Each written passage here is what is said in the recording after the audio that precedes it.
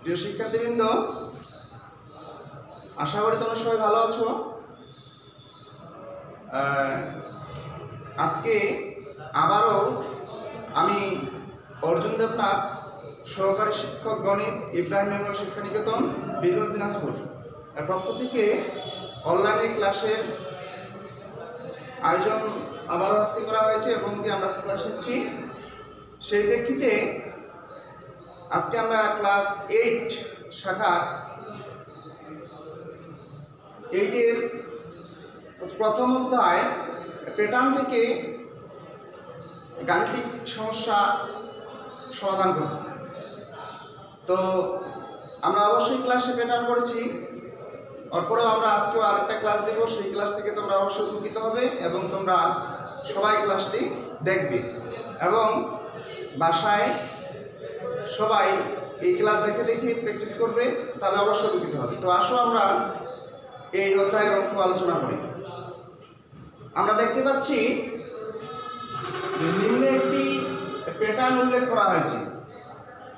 প্যাটার্নটি হলো কয়েকটি সংখ্যা পাশাপাশি থেকে যে রাশিটি তৈরি করবে সেটি হচ্ছে আমাদের একটি প্যাটার্ন, এবং এই প্যাটার্নের সংখ্যাগুলো অবশ্যই একটি ধারাবাহিক ব্যবধানে থাকবে। তাদের মধ্যে একটা ধারাবাহিক ব্যবধান থাকবে। যেমন এখানে 4 থেকে 7 এদের মধ্যে ব্যবধান আছে 3, 7 থেকে 10 এদের মধ্যে ব্যবধান আছে 3, 10 থেকে 13 এদের মধ্যে ব্যবধান আছে 3। এইভাবে প্রত্যেকটা সংখ্যার মধ্যে একটা ব্যবধান থাকবে। শুধু এই ব্যবধানটাই নয়, আরও অন্যান্যভাবে ব্যবধান থাকতে পারে। যেমন আমি তোমাদের দেখে দিই, এখানে কত ছিল 4, এরপরে কত হয়েছে 7, এদের মধ্যে ব্যবধান কত পাওয়া গেল আমাদের 3। এরপরের সংখ্যাটি আমাদের এরকম হতে পারে যে 12, তাহলে এদের মধ্যে ব্যবধান কত হলো 5। এর মধ্যে আরো একটা সংখ্যা থাকতে পারে 19, এদের মধ্যে ব্যবধান কত হলো 7। দেখো এইখানে ব্যবধানটা ছিল আমাদের প্রত্যেকবার 3, কিন্তু এখানে প্রত্যেকবার ব্যবধান 3 নয়, 3 তারপর 5 7। এখান থেকে কি বুঝলাম, কিন্তু এখানে একটা ধারাবাহিক মেনটেন করে আছে। কি? যেমন এই যে ব্যবধানগুলোর পার্থক্য আবার প্রত্যেকবার 2 করে বৃদ্ধি পেয়েছে, 2। এরপর যদি আরেকটা সংখ্যা আমরা বসাই,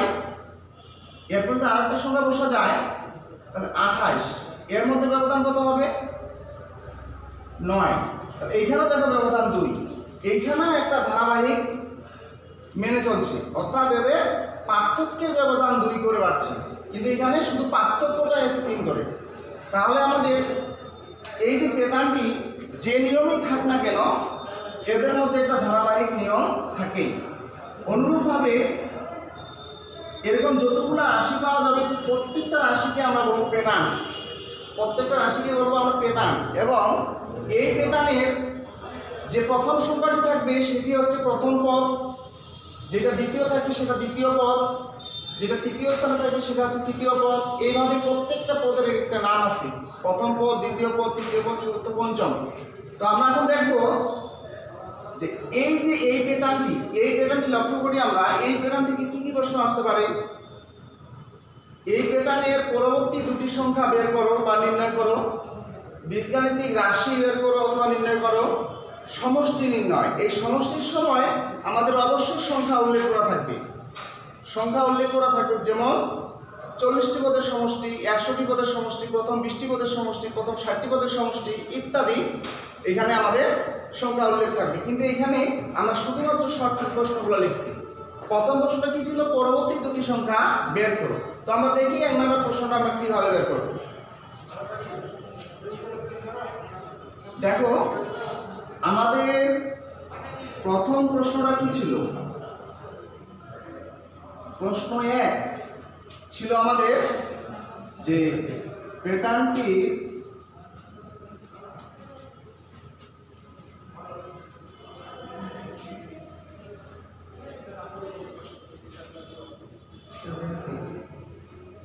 পরবর্তী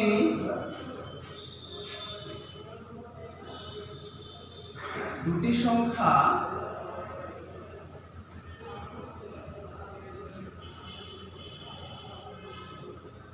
নির্ণয় করো, এরকম প্রশ্নটা ছিল। ওইখানে আমরা শর্টকাট লিখছি, এখানে একটু বিস্তারিত। প্যাটার্নটি পরবর্তী দুটি সংখ্যা নির্ণয় করো। কিভাবে নির্ণয় করবো আমরা লক্ষ্য করবো। সমাধান যখন করবো তখন লক্ষ্য করি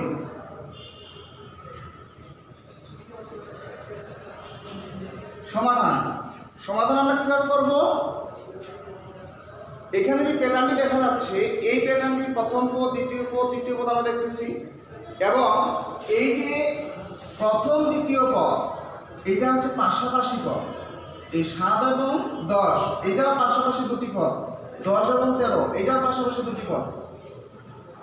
দুটি পদ করে আমাদের পাশাপাশি, আমরা কিন্তু এইভাবে বলতে পারবো না যে 4 এবং 13 এটা পাশাপাশি নয়। আমরা শুধু দেখবো 4 এবং 7 এই দুটি পদ হচ্ছে পাশাপাশি, 13 এবং 16 এই দুটি পাশাপাশি পদ। কিন্তু 4 থেকে 13 আমরা পাশাপাশি বলতে পারবো না, 10 থেকে 16 পাশাপাশি বলতে পারবো না। তো আমরা এখন সমাধান কিভাবে করব। এখানে লিখতে হবে প্যাটার্নটির পাশাপাশি দুটি পদের পার্থক্য। দেখে নেই,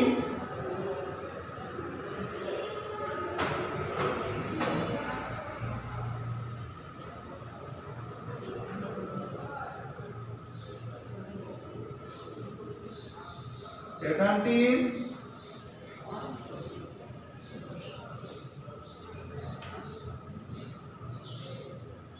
পাশাপাশি দুটি পদের পার্থক্য। যেমন 7 এবং 4 বিয়োগ করলে 3, 10 7 বিয়োগ করলে 3, 13 10 বিয়োগ করলে 3, 16 13 বিয়োগ করলে আসবে 3। প্যাটার্নটির পাশাপাশি দুটি পদের পার্থক্য এইভাবে নির্ণয় করা যায়। আরো ভাবে বের করা যাবে, দেখো তোমরা এইভাবে 4 7 10 13 16 এটা আমরা এইভাবে বের করতে পারবো।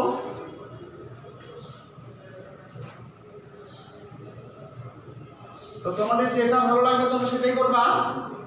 আমরা পার্থক্য এইভাবে বের করতে পারবো, আবার এইভাবে বের করা যাবে, ঠিক আছে। এখন দেখো আমরা এখানে কি বের করলাম, প্যাটার্নটির পাশাপাশি দুটি পদের পার্থক্য কিভাবে বের করলাম। 7 থেকে 4 বিয়োগ করে 3, 10 থেকে 7 বিয়োগ করে 3, 13 থেকে 10 বিয়োগ করে 3, 16 থেকে 13 বিয়োগ করে 3। এরপরে কি লিখতে হবে,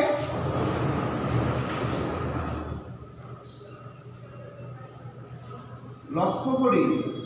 কি লক্ষ্য করব, যে এই যে পাশাপাশি পদের পার্থক্য কত লক্ষ্য করি।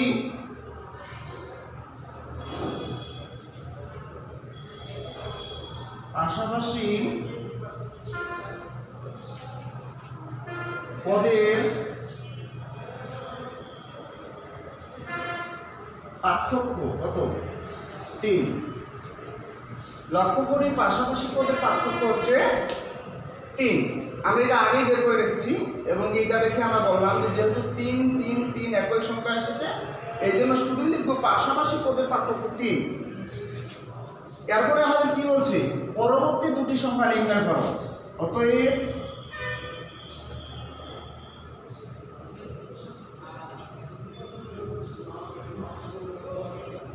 পরবর্তী দুটি সংখ্যা, এই দুটি সংখ্যা নির্ণয় করতে গেলে আমাদের এই পর্যন্ত আগে করতে হবে, তারপরে আমরা দুটি সংখ্যা বের করতে হবে। এখন দেখো প্যাটার্নটির সর্বশেষ সংখ্যা কত। সর্বশেষ সংখ্যা হচ্ছে 16 লিখে ফেলো। তারপরে আমাদের পাশাপাশি পদের পার্থক্য কত আসছে, 3, এটা যোগ করে দাও, তাহলে কত আসছে এখানে 19। এই 19টা এখন আমরা দেখতে পাচ্ছি যে এইখানে বসার কথা।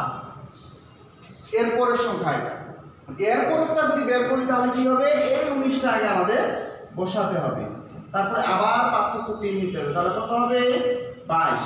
এই সংখ্যাটি তখন আমাদের এরপরের সংখ্যা হবে। তাহলে আমাদের এখানে পাশাপাশি দুটি সংখ্যা বের হয়ে গেল। আচ্ছা দেখো, যদি আরো বলে যে 4টি সংখ্যা বের করো তখন কি করব? এই 22 বসাবো, আবার 3 যোগ করব, তার কত 25, আবার 25 এর সাথে আবার যোগ করব, 3 কত 28। এইভাবে যতগুলো সংখ্যাই বের করতে বলুন না কেন আমরা অবশ্যই সংখ্যাগুলো বের করতে পারবো। তাহলে আমরা একটু লক্ষ্য করি যে কিভাবে পাশাপাশি দুটি সংখ্যা বের করা গেল। প্যাটার্নটির পাশাপাশি দুটি পদের পার্থক্য বের করলাম, তারপরে লক্ষ্য করি পাশাপাশি পদের পার্থক্যটি আমরা উল্লেখ করলাম যে 3 করে পার্থক্য আসছে, এটাই লিখলাম। এরপরে পরবর্তী দুটি সংখ্যা আমরা কীভাবে করলাম যে শেষের সংখ্যাটি আমরা নিব। শেষের সংখ্যাটি কত ছিল? 16।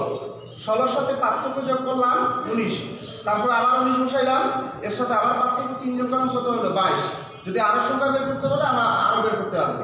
এখন তাহলে আমরা পাশাপাশি দুটি পদ কেন 4টি 5টি 6টি 7টি 8টি ইত্যাদি যতগুলো সংখ্যা বলুন এখন আমরা নির্ণয় করতে অবশ্যই পারবো। তো শিক্ষার্থীবৃন্দ, তোমরা অবশ্যই আমাকে বুঝতে পারছো এবং কি বারবার দেখি সেটা বাসায় প্র্যাকটিস করবা।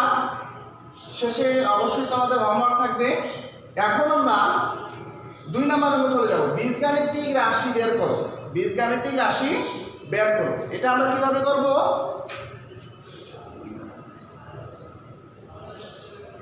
প্রশ্ন নম্বর 2 কি হয়,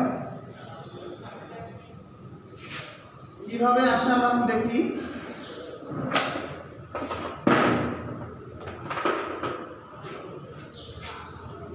প্রশ্ন নম্বর 2,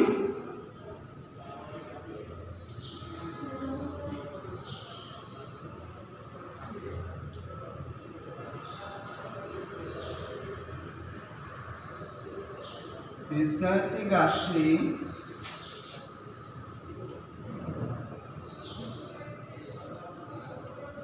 নির্ণয় করে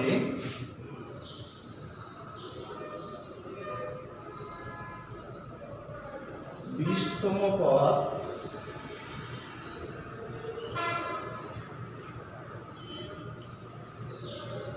নির্ণয়। আমরা এখানে লিখছিলাম যে বীজগাণিতিক রাশি বের করো। আসলে বীজগাণিতিক রাশি বের করে 20তম 10তম 21তম 22তম 30তম 100তম যততম পদ বলুন না কেন আমরা সেটা নির্ণয় করতে পারবো। কিভাবে করব? সমাধানে আমরা আবার পুনরায় প্যাটার্নটির পাশাপাশি দুটি পদের পার্থক্য বের করব। পুনরায় প্যাটার্নটির পাশাপাশি দুটি পদের পার্থক্য বের করব। তোমরা নিশ্চয়ই বুঝতে পারছো যে প্রশ্নটি কি বলা আছে। বীজগাণিতিক রাশি নির্ণয় করে 20তম পদ নির্ণয় করো। আবারও বলতেছি, বীজগাণিতিক রাশি নির্ণয় করে 20তম পদ নির্ণয় করো। এটার সমাধানে আমাদের কি করতে হবে? একই 1 নম্বর অঙ্কটির মতোই প্যাটার্নটির পাশাপাশি দুটি পদের পার্থক্য বের করে নিলাম। লক্ষ্য করি পাশাপাশি পদের পার্থক্য হলো 3। এখানে শুধু আমাদের বীজগাণিতিক রাশি নির্ণয় করার জন্য একটু আলাদা নিয়ম দেখতে হবে। প্যাটার্নটির পাশাপাশি দুটি পদের পার্থক্য এত, লক্ষ্য করি পাশাপাশি পদের পার্থক্য হচ্ছে 3। এখন কি করতে হবে? এখানে পদ সংখ্যা আছে 1টি 2টি 3টি 4টি 5টি পদ আছে, যে কোনো 3টি করলে হবে অথবা 5টি করলেই হবে। আমরা এখন দেখি প্রথম পদটা কত, 4। প্রথম পদ কত? প্রথম পদ হচ্ছে 4। দ্বিতীয় পদ কত? 7। তৃতীয় পদ কত? 10। এটুকু করলে হবে, অথবা তোমরা আরো করতে পারো, সমস্যা নাই। আগে আমরা একটু দেখি প্রথম পদ, দ্বিতীয় পদ, তৃতীয় পদ কিভাবে করব নির্ণয় করলাম। তোমরা ইচ্ছে করলে চতুর্থ পদও বসাতে পারো, পঞ্চম পদও বসাতে পারো, সমস্যার কোনো কারণ নেই। তো আমরা এখন দেখি প্রথম পদ 4, এটা কিভাবে আমরা বীজগাণিতিক রাশিতে ব্যবহার করি। পার্থক্য কত এসেছে আমার বলো তো? পার্থক্য এসেছে এখানে 3। পার্থক্য এসেছে 3, এই 3 আমরা বসাবো, সুন্দর করে 3 বসাই দিলাম। ঠিক আছে, এখন এটা কোন পদ? 4 নম্বর, এই যে 4 সংখ্যাটি প্রথম পদ, প্রথম পদ মানে 1। 7 দ্বিতীয় পদ, দ্বিতীয় পদ মানে এর সাথে কত? 2। 10 তৃতীয় পদ, এর সাথে গুণ হবে 3। মানে যে সংখ্যাটি যত নম্বর পদ সেই সংখ্যাটিকে সেই নাম্বার পদ দ্বারাই গুণ করতে হবে। যেমন 4 1 নম্বর পদ 1 দ্বারা গুণ, 7 2 নম্বর পদ 2 দ্বারা গুণ, 10 3 নম্বর পদ হচ্ছে 3 দ্বারা গুণ। আর এই যে প্রথমে 3 3 3 বসছে, এটা কি বলতো? পার্থক্যটি আমরা বসাইছি। তাহলে 3 কে 3, কিন্তু লাগবে কত? 4। কত লাগতেছে? 1 যোগ করতে হচ্ছে। 3 কে 3, এর সাথে 1 যোগ করলে হবে 4। এখানে কত? 3 দুগুণে 6, আর 1 যোগ করলে কত হবে? 7। 3 3 এ 9, আবার 1 যোগ করলে কত হবে? 10। আমরা যদি ইচ্ছে করি চতুর্থ পদ বের করবো, তোমরা বের করতে পারো। চতুর্থ পদ কত আছে? 13। পার্থক্য কত বসাবো আমরা? 3। কয় নাম্বার পদ? 4। 3 4 এ 12, যোগ করতে হচ্ছে 1, 13। তো তোমরা দেখো তো এইটা দ্বারা কি হলো? এই পদ সংখ্যা, এটাকে দ্বারা দ্বিতীয় পদ সংখ্যা, এটাকে দ্বারা তৃতীয় পদ সংখ্যা, এটাকে দ্বারা চতুর্থ পদ সংখ্যা। এইভাবে যতগুলা পদ থাকবে আমরা বের করতে পারবো। সর্বশেষে আমরা কতম পদ বের করব। কতম পদ, কতম পদ কি? পার্থক্য তো ঠিক থাকবে, এই যে 3 3 3 3 পার্থক্য ঠিক থাকবে। এইখানে যেটা গুণ হয়েছে সেটা যততম পদ সেই পদটি গুণ হয়েছে এখানে।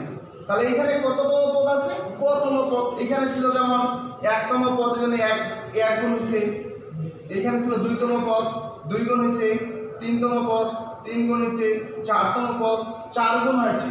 কিন্তু এখন কি হয়েছে? কতম পদ, এই জন্য এখানে গুণ হবে কত? ক যোগ 1। তাহলে এটাকে আমরা যদি করি 3 ক যোগ 1, এইটা হচ্ছে আমাদের বীজগাণিতিক রাশি। এটা আমাদের কি হয়ে গেল? বীজগাণিতিক রাশি। তো বাচ্চারা তোমরা নিশ্চয়ই বুঝতে পারছো যে বীজগাণিতিক রাশি আমরা কিভাবে করলাম। লক্ষ্য করি পাশাপাশি পদের পার্থক্য 3 করেছি, তারপরে এই সংখ্যাগুলো আমরা কিভাবে করলাম আমি একটু বুঝাইলাম। তোমরা অবশ্যই এটা ভালোভাবে দেখবা এবং খাতায় আবারও তোমরা বারবার করবা, তাহলে তোমাদের আয়ত্তে চলে আসবে। এখন দেখো আমরা বীজগাণিতিক রাশি নির্ণয় করলাম, কিন্তু 20তম পদ বের করতে বলছি। 20তম পদ কিভাবে করবো? অতএব 20তম পদ, এই যে পদ যে বীজগাণিতিক রাশিটা আছে এই রাশি দ্বারা আমরা এখানে আরো একটা লিখতে পারি, আরো একটা জিনিস লিখতে পারি। আগে লিখি, দেখো যে আমাদের যেহেতু 3 কো প্লাস 1 আসলো, এটা আমরা আমাদের বীজগাণিতিক রাশি, বীজগাণিতিক রাশি, বীজগাণিতিক রাশি হচ্ছে 3 কো যোগ 1। বীজগাণিতিক রাশি বের হয়ে গেল। এখন আমরা কি করব? এটা দিয়ে করব আমরা 20তম পদ। অতএব 20তম পদ 3 কো প্লাস 1, দেখো এখানে 3, এই 20 মানে বসবে কয়ের জায়গায়, যোগ 1, 3 × 60 যোগ 1, কত বের হয়ে গেল? 61। এই যে 20তম পদ হলো আমাদের 61। 20তম পদ কত? 61। ঠিক আছে, 20তম পদ 61। ক্লিয়ার? তোমরা অবশ্যই বুঝতে পারছো। তাহলে আমরা এই অঙ্কটি বারবার দেখবো এবং বাসায় খাতায় বারবার অঙ্কটি আমরা নিজের খাতায় উঠাবো এবং হচ্ছে বারবার এটা করব। তাহলে আমাদের কি হবে? এই অঙ্কটি আমাদের আয়ত্তে আসবে এবং এরপরে যত অঙ্ক দিব সবগুলো করতে পারবে। এরপরে প্রশ্নে আসি আমরা সমষ্টি নির্ণয় করব। সমষ্টিটা কিভাবে আসতে পারে আমরা একটু লক্ষ্য করি। সমষ্টিটা কিভাবে আসতে পারে? ধরে নাও লেখা আছে যে প্রথম 50টি পদের সমষ্টি নির্ণয় করো।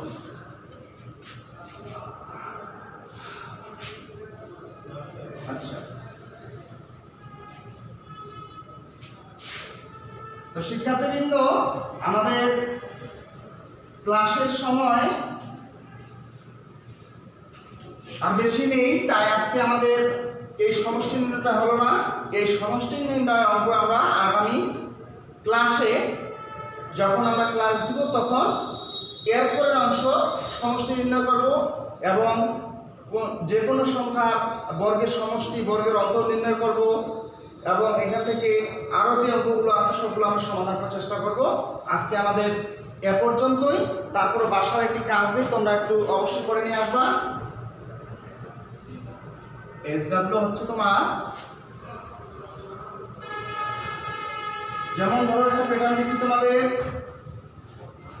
2, 6, 10, 14, 18। এই প্যাটার্নটি থেকে দুইটা প্রশ্ন থাকবে। একটা হচ্ছে পরবর্তী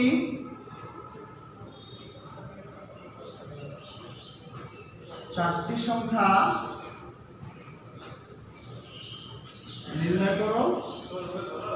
4 নম্বর প্রশ্ন,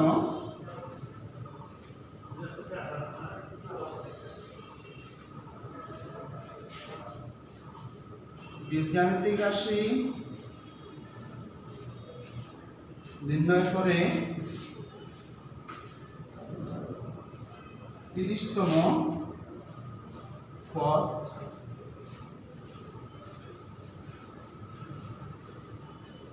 নির্ণয় করো। প্রিয় শিক্ষার্থী, আমাদের ক্লাস আজকে এ পর্যন্তই। এই অঙ্কটি তোমরা বাসায় করবা। এর আগে যে অঙ্কটা আমি সমাধান করে দিলাম সেটা দেখবা, প্র্যাকটিস করবা এবং তারপরে এই অঙ্কটি তোমাদের কাছে থাকলে তোমরা বাসায় অবশ্যই প্র্যাকটিস করবা। তারপরে আমাদের যখন ক্লাস শুরু হবে এনে আমাদের তোমরা দেখাবা, আমরা দেখবো যে অঙ্কটা হয়েছে কিনা। তো আজকে আমাদের এ পর্যন্তই। সবাইকে আদাব, সালাম, আন্তরিক শুভেচ্ছা।